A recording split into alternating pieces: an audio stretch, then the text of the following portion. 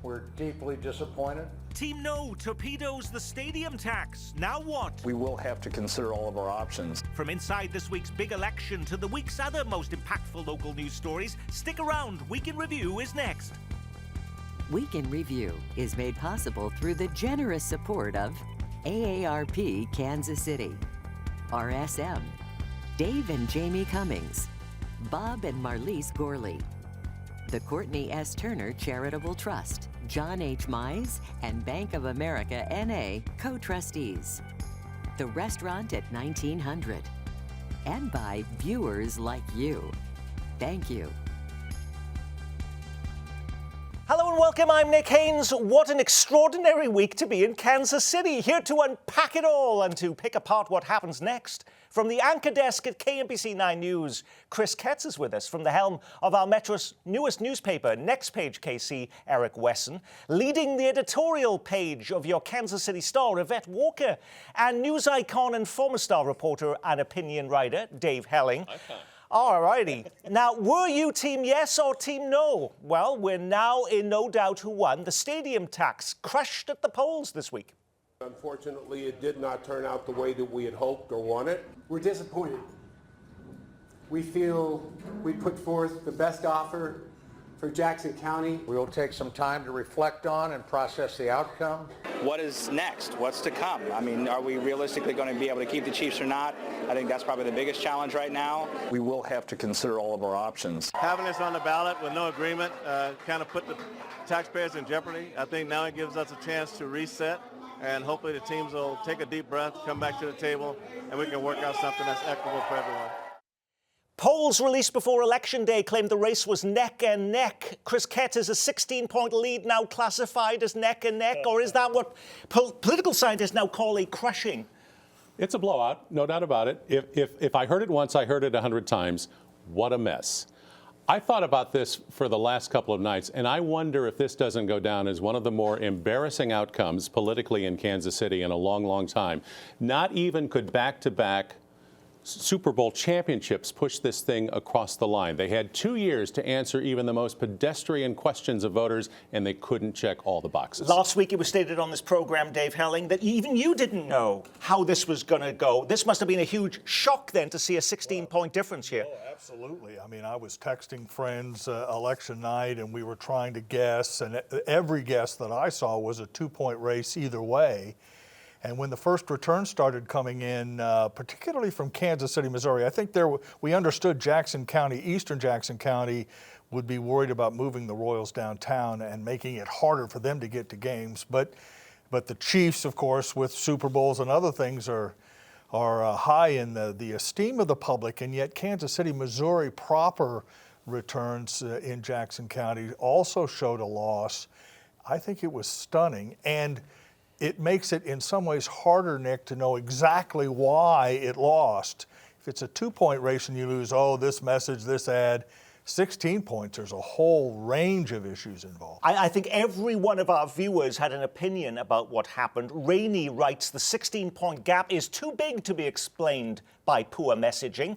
The vote lost because no one knew exactly what they were voting for. Is that what led to this lopsided result, or is there another explanation of it? No, I think that's exactly right.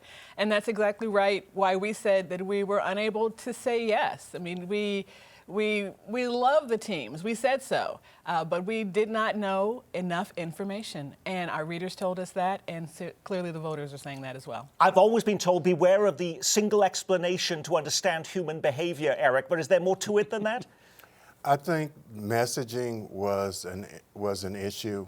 I looked at it because I endorsed it. I looked at it in the long game. Okay, so let's say that the teams take us up on the offer and say, you know what, we're out of here, which I think they're going to do. I don't think they're coming back to the table. If it was a 2-point loss, I would think they would come back to the table, but that big of a margin, I think that they're, out of here. But I think they didn't message the fact that how do you replace, and this is what I asked readers and I asked everybody on social media, how do you replace their tax base. So if they're gone, that money that they make with sales tax that goes into the general revenue that fixes the streets and helps the city operate in Jackson County, how do you replace that money? And so I guess we're getting ready to find out. We're going to get to what happens now in just a second, but I want to get to some more of our viewer questions and concerns. We heard from Alex this week. He writes, Dave, why put the Royals and Chiefs together in the same ballot question? Why not two separate questions so voters can decide each proposal on its own merits? That was always concern in this. Is that the lesson learned from this election? Are the teams now willing to go it alone? It could be one lesson learned because the needs of the teams are very different. The Chiefs want to stay where they are. The Royals, of course, want to build new in downtown Kansas City. So I think some voters said, look, I may support one but not the other. If I could vote separately on these issues, maybe there would be a different outcome. One other thing, Nick, is I've thought a lot about this too. One of the things that I don't think has been talked about enough is voters did not, to me, seem convinced that the stadiums needed repair or replacement. With the airport, people but they said had concrete cancer. Well, that was one of the early lines, wasn't it? They should have got a film crew behind the scenes to show people those things. But I think another thing in here, along with what Dave was saying, I believe it would have passed if it had stayed in East Village.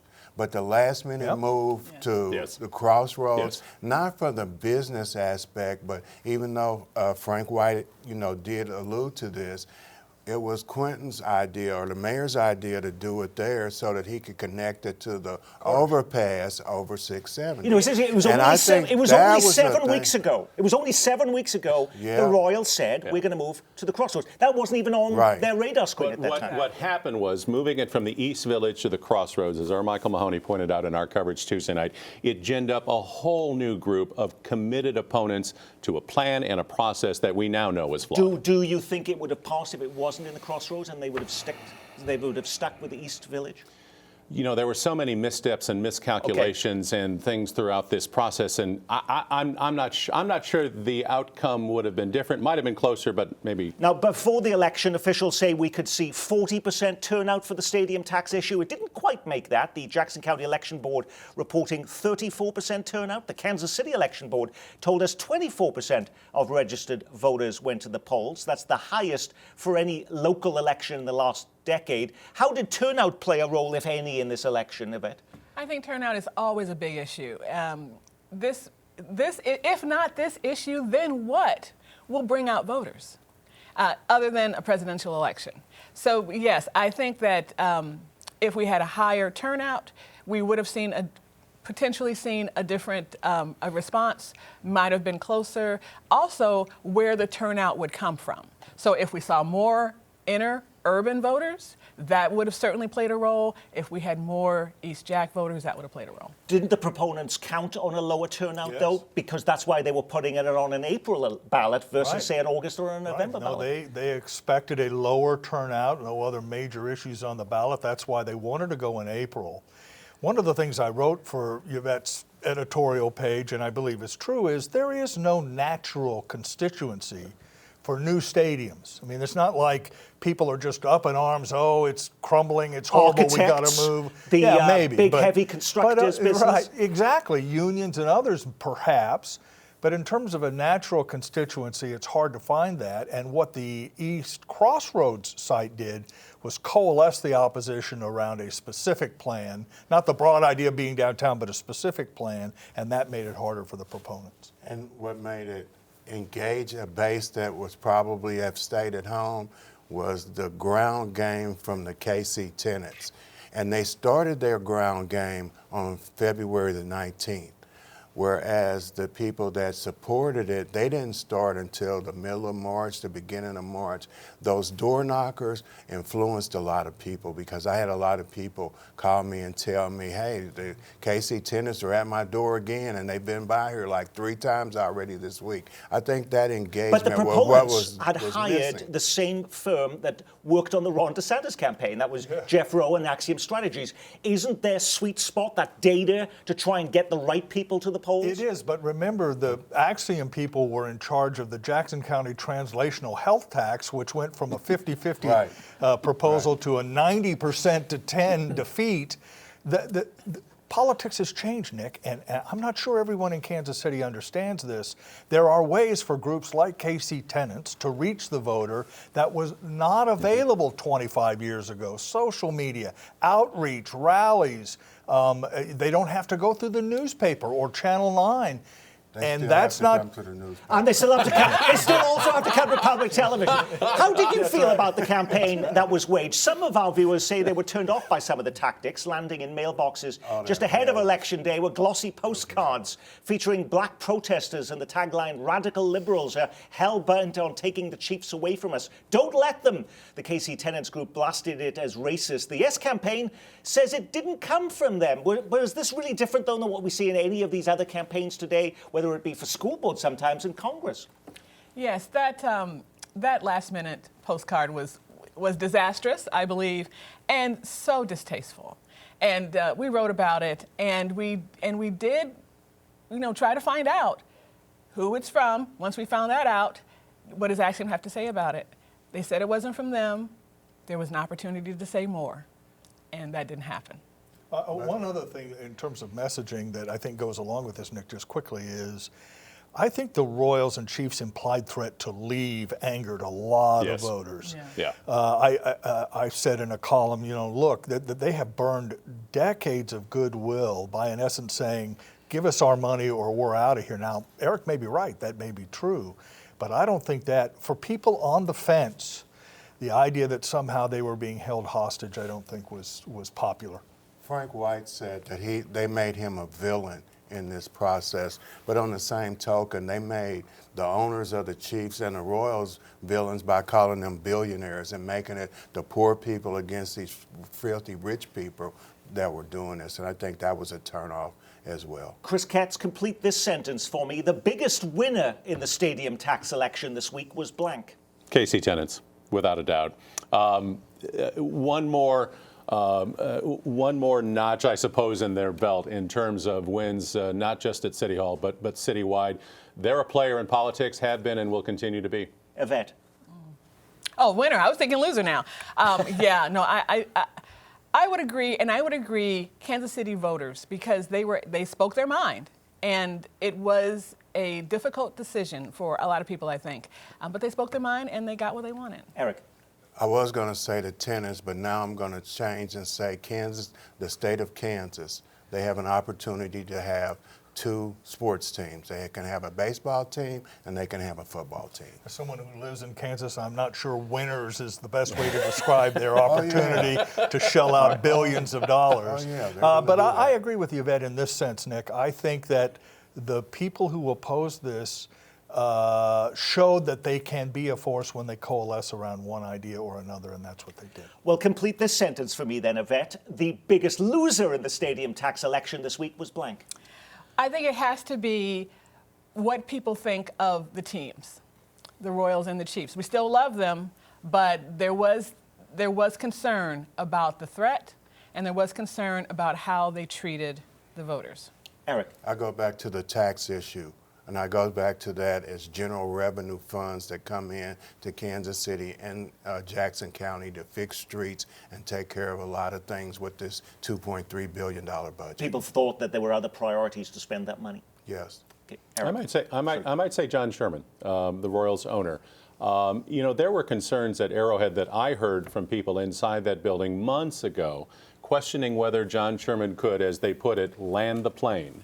And we saw what we saw Tuesday night. We did a debate, and Sly James on that debate questioned one of our opponents, Patrick Tuohy, to say, well, have you ever met John Sherman? I mean, he's done all of these things, but in the public mind, did he do anything during this, basically what was a 2-year experience from beginning of saying we want to go downtown to the end, that elevated him in the minds of voters? I'm not sure it did, especially based on a 16-point blowout Tuesday night. I'd say the biggest loser politically is Sly James, who ran this campaign, or at least was the figurehead for it. He lost the pre-K education sales tax proposal. He was basically pushed out of the airport debate at the end. This was a failure. Axiom will share some of the blame, and some of the folks around the Chiefs and Royals. And ultimately, I think Frank White is a loser, too, in the sense that whatever happens to the teams will be blamed on him, good or bad. But Sly James, as the figurehead for this campaign, was a poor choice, and I think really alienated a lot of But potential unlike, yes though, voters. the airport, which you mentioned, and the kindergarten effort pre-K. tax, exactly right, when he was mayor, he was now being a hired help. So he actually got paid handsomely for doing this, so he could be a winner in this. Well, financially, but in terms of his reputation, if you were going to go to the ballot again, would you put Sly James out front as the figurehead? Probably not. And he brought up a great point about the process, because I had people afterwards to write in, and actually it's in one of my articles, that they blamed the county for it, not to the point of the rift between the two entities, but because of taxes. And if you think back and you look, everything that fails in the county is taxes. The last couple of elections they've had, you go back to the tax that Mayor James had, that failed. So people are pushing back against this concept of taxes. Okay, so most of our viewers, now that we've analysed what happened on Tuesday and the decisions of voters, what happens now, Chris Katz? I don't have a crystal ball on that one, honestly, specifically. My guess is the Royals will try again, but I don't see them doing it this year. If it was a 1 or 2 point difference, then maybe they look at November, maybe. But I think next year for sure for the Royals. I think the Royals ultimately end up downtown. Certainly not on their timeline and not the kind of road that they wanted to travel. Chiefs, I think that's a little murky right now. Last week, Jackson County Executive Frank White said he was ready and willing to put an August ballot on there just for the Chiefs. I mean, is that what we're talking about now? Divorcing these two concepts and let these speak for themselves, possibly an improvement to Arrowhead Stadium on the August ballot? From behind the scenes with the Chiefs, I don't think that's possible. I don't think that from the conversations, I don't think they want to negotiate it again. I think they put their best effort forward. It was rejected. And some people are saying, did they really want to be here anyway? Because a $2 billion project under the circumstances was a lot of money anyway for nobody to know. And all they were getting were some bigger parking lots. So I don't know if they bring it back or they explore other avenues. Yvette, is that Crossroads location doomed? Is it now the only path forward is to pick another site? Or could we just tinker with some of the elements of this, the financial ask and so on, to make that still a possible yes vote in the future? I don't think it's doomed. And even though that 16-point blowout is amazing, I think people are ready to go, and I won't say the Royals, I won't say the teams, but voters are ready for them to go back. Okay, we've said what we don't like. We've said what we're concerned about. Let's do something about it. I think voters are ready to see that happen. And I don't think it's doomed, but we'll see. Yeah, just very quickly, Nick, I'm going to try and write another thing for the newspaper about this issue, but one hint.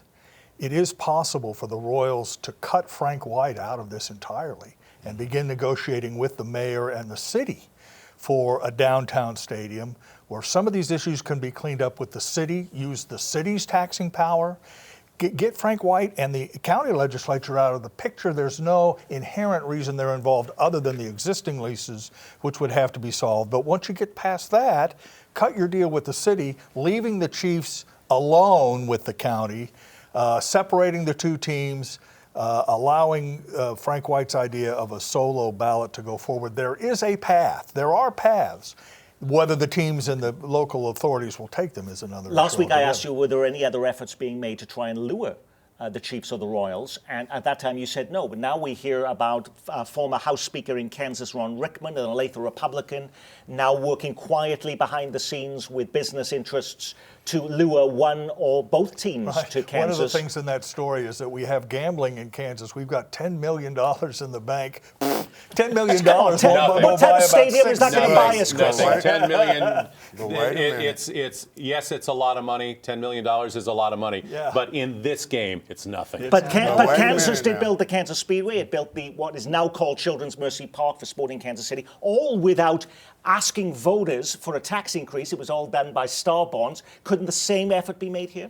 Yeah, but there are still big questions as to who wants what, who's going to pay what, and again, whether Wyandotte and County whether has the Wyandotte tax exactly, base to support exactly. it, and whether the state legislature, Right. which doesn't want to expand No. Medicaid, No. is ready to lay out $1 billion in bond revenue for the stadium. Let me That's tell you not a something. slam dunk. That's a heavy lift. Let me yes. tell you something I've learned about elected officials and projects that they want. They look under the couch, between the cushions, behind the couch, and they find money.